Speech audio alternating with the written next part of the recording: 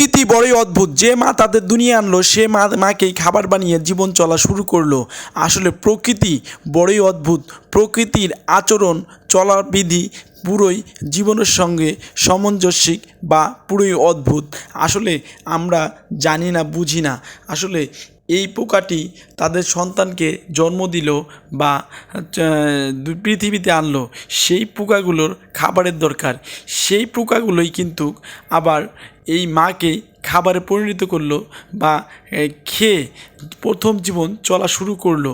আর সেমভাবে প্রকৃতির এই নিয়ম চলতেই থাকবে পৃথিবী যতদিন বেঁচে থাকবে। কেননা এরাও একদিন মা হবে। সেমভাবে এদের সন্তান বাবা বা ছোটো ছোটো সন্তানকে জন্ম দিবে।